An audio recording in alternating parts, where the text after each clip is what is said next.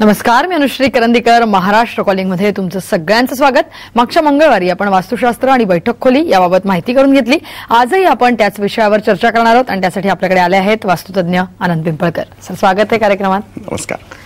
आनंदी वास्तू या नावाचं त्यांचं पुस्तक प्रसिद्ध आहे. तसंच या विषयावरील आनंदी वास्तू radio.net हा पहिला वेब रेडिओ देखील त्यांनी सुरू केलाय.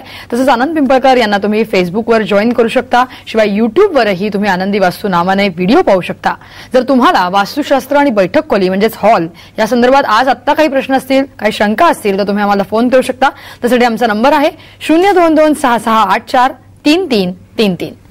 सर, आपण मागच्या एपिसोडपासून वास्तुशास्त्र आणि बैठक खोली हा विषय घेतलेला आहे. मागच्या वेळेला आपण बऱ्याचशा डिटेलमध्ये चर्चा केलेली आहे. त्याच्या पुढे आज जाऊया आपण. आयडियल पोझिशन, टीव्ही कुठे ठेवायचा यासारख्या क्वेश्चनवरती आपण बरीचशी चर्चा केलेली आहे. आज आता पहिला प्रश्न म्हणून तुम्हाला विचारायचा की बरेच वेळेला आता ब्लॉक सिस्टीम आहे, त्याच्यामुळे अशी बाहेर वरांडा किंवा जागा नसते, त्यामुळे बऱ्याच वेळा चपला या हॉलमध्येच काढल्या जातात घरात एंट्री केल्यानंतर.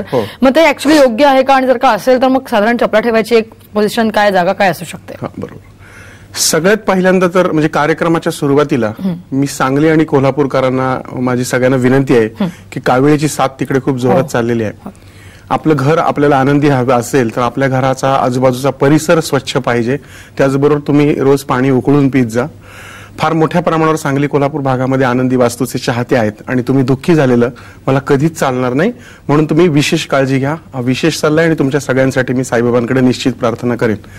आता आपण वळूयात विषयाकडे. हॉलमध्ये चप्पल काढ जनरल बऱ्याच वेळा असं होतं की हॉलमध्ये आलेल्या पटकन चपला भिरका. आता तर डायरेक्ट घरातही चपला घालून जातात. खरं तर मागं पण आपण ह्या विषयावरती चर्चा केली आहे की हॉल मध्ये चपला घालून किंवा संपूर्ण स्वयंपाकघरात चपला घालून जायला नाही पाहिजेत. आपण सगळीकडे हिंडतो, बरोबर सगळ्या प्रकारची वाईट ऊर्जा बरोबर घेतो आणि घरामध्ये ती प्रसारित करतो. समजा हॉस्पिटलमधनं कोणी जाऊन आलेलं आहे आणि हॉस्पिटलमधनं तो बूट आणि तसाच घालून घरामध्ये गेला बेडरूम मध्ये, तर निश्चितच तशा पद्धतीची त्या विषाणूंची लागण होण्याची शक्यता आहे.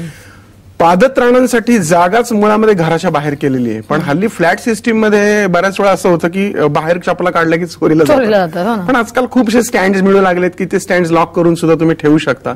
पण मुळामध्ये चप्पल काढण्यासाठी जी जागा आहे ती आयडियल पोझिशन घरामध्ये दरवाजाच्या उजव्या हाताला असते. म्हणजे तुम्ही दरवाजाकडनं बाहेर जेव्हा जाता, बाहेर जाताना तुमच्या उजव्या हाताला.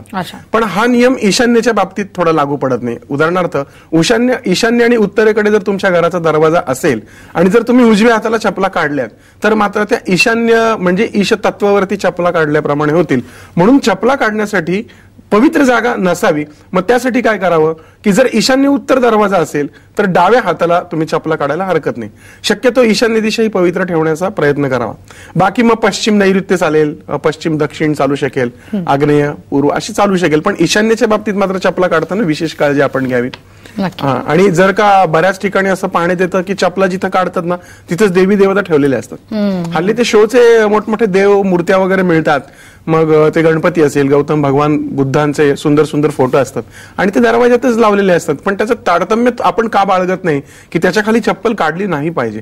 म्हणून लक्षात घ्या की जर तुम्हाला तसं करायचं असेल तर देवी देवतांचे फोटो तिथे लावू नका. कोणत्याही प्रकारचे म्युरल्स तिथे चालतील. तुम्ही त्याहीपेक्षा जर ईशान्य बाजूला जर तुमचा चप्पल काढण्याचं स्टँड आलं, म्हणजे मी ईशान्येला डाव्या हाताचं म्हणतोय की ईशान्य कोपऱ्यात नाही. समजा उत्तरेला तोंड करून तुम्ही उभे आहात, उजव्या बाजूला ईशान्य एक्झॅक्ट येते, डाव्या बाजूला ईशान्य येते पण ती थोडीशी सरकून येते. त्यावेळेस त्याच्यावरती तुम्ही एक काचेचा बाउल ठेवा. त्या बाउलमध्ये तुम्ही थोडंसं पाणी होता आणि त्याच्यामध्ये कमळाची आर्टिफिशियल फुलं सोडा, मग चालू शकेल. पण शक्यतो ईशान्य टाळून बाकी कुठेही चपला काढलेल्या चालतील. नक्कीच. सर, आज आपण बैठक खोलीविषयी चर्चा करतोय खरी, परंतु थोडंसं विषयांतर करून तुम्हाला विचारायचं आहे. 30 तारखेला आषाढी एकादशी आहे, त्यानिमित्तानं काय सांगाल प्रेक्षकांना? आषाढी एकादशी मुळामध्ये जे तत्व आहे विठ्ठलाचं तत्वाचा वास्तुशास्त्राशी फार घनिष्ठ संबंध आहे. युगे 28 विटेवरी उभा म्हटलंय. गंमत आहे की आधुनिक विज्ञान शास्त्र असं सांगतं की प्रत्येक कण हा अणुरेणूंनी बनलेला आहे आणि जेव्हा अणूमध्ये जातो, अगदी सूक्ष्मदर्शिकेने जेव्हा अणू बघितला जातो तेव्हा न्यूट्रॉन आणि प्रोटॉनची हालचाल त्याच्यामध्ये दिसते. याचाच अर्थ तो अणू जिवंत असतो.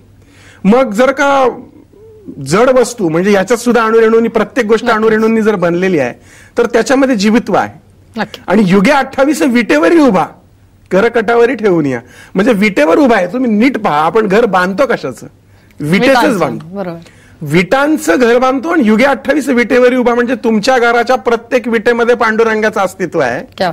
त्यामुळे जरी तुम्ही वर्षातून एकदा पांडुरंगाच्या वारीला जाताय, पण त्याचबरोबर तुमचं घर ही तुमची पंढरी आहे, तुमची देह ही पंढरी आणि आत्मा पांडुरंग आहे. आणि म्हणूनच प्रत्येक विटेवरती पांडुरंग भगवान आहेत आणि म्हणून प्रत्येक विटेची देखभाल आणि तिची भक्ती त्या पंढरपूरच्या पांडुरंगाप्रमाणे केली तर 12 महिने वारी घडेल. नक्की नक्की नक्कीच. आपण पहिला फोन करूया. मीना आहेत आपल्यासोबत पुण्यावरनं. बोला मीना, तुमचा प्रश्न विचारा. हॅलो. हा बोला. बोला. हॅलो, नमस्कार सर. नमस्कार मॅडम. नमस्कार. नमस्कार, बोला. माझा एक हा प्रश्न आहे की घरामध्ये जर व्यसनी व्यक्ती असेल तर काय करावं लागेल त्याच्यासाठी, आणि मुलांचं पण असं चिडचिड स्वभाव होतं, घरात खूप वादविवाद होतात. घराचं तोंड कुठल्या दिशेला आहे? आमचं घराचं तोंड आहे, म्हणजे घरातून बाहेर पडताना पश्चिमेला तोंड होतंय. बरं. फ्लॅट आहे का बंगला आहे तुमचा? फ्लॅट आहे. ओके. जे दारू पितात त्यांची रास काय? त्यांची धनुरास आहे. ओके. आणि मुलांच्या राशी सांगता येतील? मुलांची कन्या रास आणि मुलीची मिथुन रास आहे. ठीक आहे. ओके. वास्तविक व्यसन हे खरंच समाजाला लागलेली कीड आहे. आणि म्हणून मी तुला सांगतो, मी वास्तू व्हिजिट्स करतो. अगदी झोपडीपासून ते महालापर्यंत सगळीकडे जातो. भारतापासून ते परदेशात सगळीकडे जातो. पण मी उभ्या आयुष्यात असं ठरवलेलं आहे की दारूची दुकानं, पब आणि ते बिअर बार, परमिट रूम यांच्या वास्तू व्हिजिट मला कितीही फी दिली आणि कितीही कुठलंही दबाव टाकलं तरी मी करत नाही. कारण अजिबात ह्या गोष्टी, कारण ह्या वाढल्या की समाजामध्ये अशा पद्धतीची दुःख वाढतात. यासाठी खरं तर त्या व्यक्तीला काउन्सिलिंगची खूप गरज आहे. जे पिणारे आहेत ते, त्यांना प्रत्यक्ष भेटल्यानंतर त्यांची काय दुःख आहे, ते पिण्यामागचं काय कारण आहे हे शोधून आपण त्याच्यावरती औषध काढू शकतो बोलून. पण एक उपाय आहे फार पूर्वी जो आजीबाईच्या वाटिकेतून आहे, मी असं म्हणत नाही ठामपणाने की या उपायाने त्यांची दारू बंदच होईल, पण प्रयोग करून बघायला काय हरकत नाही. पूर्वीचे जुने लोक जे सांगायचे, वयस्कर लोक, की पत्रावळीवरती दही भात घ्यायचा आहे, हा उतारा पातारा जादूटोणा असलं काही नाही, मनावर काही घेऊ नका, करून पहा, फरक पडला तर ठीक, नाही तर विषय सोडून द्यायचा आहे आपल्याला. दही भात घ्यायचा आहे, दही भात घेऊन त्याच्यावरती गुलाल टाकायचा, लाल मिरच्याचं बी त्याच्यावरती टाका, त्याच्यावर एक बिबवा ठेवा त्या भातावरती आणि तो त्यांच्यावरनं 7 वेळा ओवाळायचा आहे. मी उतारे पेतारे सांगत नाहीये, ओवाळायचा आहे तो ओवाळायचा आहे. आणि तो तुम्ही साधारणपणे 3 रस्ते जिथे एकत्र येतात तिथे नेऊन ठेवा, किंवा एखाद्या जनावराला खायला दिलं तरी चालेल, किंवा नदी असेल जवळपास तर पाण्यात सोडलं तरी चालेल. असं 2 अष्टमी आणि 1 अमावस्या करा. याशिवाय शिर्डीच्या साईबाबांची जर उदी तुम्हाला मिळाली तर उदी त्यांना डायरेक्ट कपाळाला लावून तोंडात टाकली तरी चालेल, नाहीतर जेवणात किंवा पाण्यात त्यांना साईबाबांची उदी प्रसाद म्हणून द्या, तुम्हाला चांगला अनुभव येईल. आणि मुलांच्या ज्या कटकटी होतात त्यासाठी तुम्हाला त्या दोन्ही मुलांच्या गळ्यामध्ये गणपती मोती धारण करा. गणपती रुद्राक्ष पण खूप चांगले असतात. याशिवाय घराच्या ईशान्य कोपऱ्यात पूर्व भिंतीला एक हिरव्या रंगाचा बाण उत्तरेकडे टोक करून लावा, अगदी छोटा लावला तरी चालेल. नक्की. सर, आपल्याला मेल येतात आणि आपण त्याचे प्रश्न, त्याचे उत्तर आपण जाणून घेतो. आपण पहिला आज मेल बघूया. अभिषेक पाटणकर यांचा आहे. 10/7/1991 त्यांची जन्मतारीख आहे. मिथुन रास आहे. बार अटेंडंटचा त्यांनी कोर्स केलेला आहे आणि परदेशात उत्तम संधी मिळाली आहे, पण घरच्यांचा विरोध आहे. तर त्यांनी विचारलं काय करावं. पत्रिकेची डिटेल्स तुम्हाला दिलेली आहे, तर त्यांनी त्याच्यासाठी आपण काय, त्याची जी रास आहे त्याच्या धनस्थानामध्ये शनी वगैरे आहे, तर त्याला जे धन मिळणार आहे ते शनी स्थानात असल्यामुळे ते थोडंसं अशाच पद्धतीचं बार अटेंडंट वगैरे आहे. तर अभिषेक, तुला सांगण्याचं महत्वाचं कारण म्हणजे तुझ्या पत्रिकेची रचनाच तशा पद्धतीची आहे, त्यामुळं तुला तशाच पद्धतीचं काम करावं लागेल. परंतु ज्या कामातून आनंद मिळतो असं काम करावं. चुकीच्या कामातून जर लोक व्यसनी होत असतील तर ते कशाला करावं. नक्कीच. आपण पुढचा मेल बघूया सर. 8 वर्षांपूर्वी त्यांनी रिसेलचं घर घेतलंय, पण त्यांना रमाबाई म्हणून आहेत, अकोल्यावरून आपल्याला मेल आलाय. त्यांना 5 वर्षांनंतर घर घेतल्यानंतर कळलंय की त्यांच्या हॉलमध्ये मालकाच्या पत्नीनं पूर्वी आत्महत्या केली होती. पण यापूर्वी त्यांना तसा काही त्रास होत नव्हता, परंतु हे कळल्यानंतर त्यांना भास होऊ लागलेत आणि हॉल दूषित झालाय काय आणि त्या स्त्रीच्या आत्महत्याचा त्यांना काही त्रास होईल का असा त्यांनी प्रश्न विचारलाय. काय सांगा. ही मोठी गंमतशीर केस आहे. प्लॅसिबो इफेक्ट नावाचा एक इफेक्ट असतो. म्हणजे मागे सुद्धा मी कार्यक्रमामध्ये अप्लॅसिबो इफेक्ट बद्दल सांगितलं होतं. प्लॅसिबो इफेक्ट, मानसिकता ज्याला म्हणतो. मानसिकता. आपण एखाद्या मंदिरामध्ये जातो, मंदिरात देवापुढे प्रसाद ठेवतो, नमस्कार करतो आणि तो दगडाचा देव आपल्याला पावतो. तो दगडाचा देव पावत नाही तर आपला त्याच्या मागे असलेला भाव पावतो, म्हणजेच त्या दगडाच्या देवामध्ये देवत्व निर्माण होतं. या बाबतीतही तसंच झालेलं आहे की त्या घरामध्ये काही दोष नव्हता, जरी त्या व्यक्तीने आत्महत्या केली. 8 वर्षापूर्वी त्यांनी ते घर घेतलं होतं. 5 वर्षानंतर त्यांना कळलं, शेजाऱ्यांनी सांगितलं. आता गंमत अशी की त्याच्यानंतर त्यांना भासवायला लागली. पण तसं असतं तर पहिल्यापासून झाले असतं. मला असं वाटतं की ते काही दूषित वगैरे नाहीये, हा सगळा मानसिक त्रास आहे. बरोबर. आपण पुढचा फोन घेऊया. आपल्यासोबत शुभांगी आहेत साताऱ्यावरनं. बोला शुभांगी, तुमचा प्रश्न विचारा. नाही बोला शुभांगी. शुभांगी, तुमचा आवाज येतोय, बोला तुमचा प्रश्न विचारा.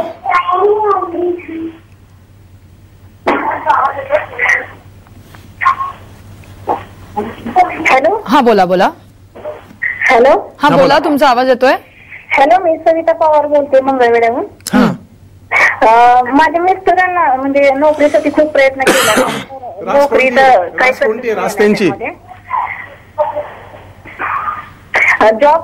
जॉबसाठी पण प्रयत्न केला, पण कशाच यश मिळत नाही सध्या. रास कोणती? रास तूळ रास आहे.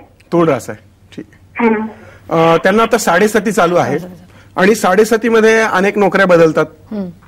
जॉबमध्ये श्युअरिटी राहत नाही. त्यामुळे त्यांनी 7.5 जे आपलं पुस्तक आहे त्याच्यातले जर काही उपाय केले तर फार बरं होईल. यामध्ये दर शनिवारी किंवा महिन्यातनं एका शनिवारी आंघोळीच्या पाण्यामध्ये जर उडीद टाकले तर त्याचा त्यांना खूप चांगला उपयोग होईल. दर शनिवारी उपवास केला तर त्याचा उत्तम उपयोग होईल. याशिवाय शनी महाराजांसाठी जेवढं शनी महादशा किंवा शनी 7.5 शांती होण्यासाठी जेवढे उपाय करता येतील तेवढे त्यांनी करावेत. पण 7.5 मध्ये जॉब फिक्स मिळेल असे कुठलेही चान्सेस नाहीत. नक्की. तर आपण वास्तुशास्त्र आणि बैठकीची खोली म्हणजे हॉल याविषयी आज चर्चा करतोय. ही चर्चा अशीच चालू राहणार आहे. महाराष्ट्र कॉलिंग मध्ये इथे घेतो एक छोटासा ब्रेक.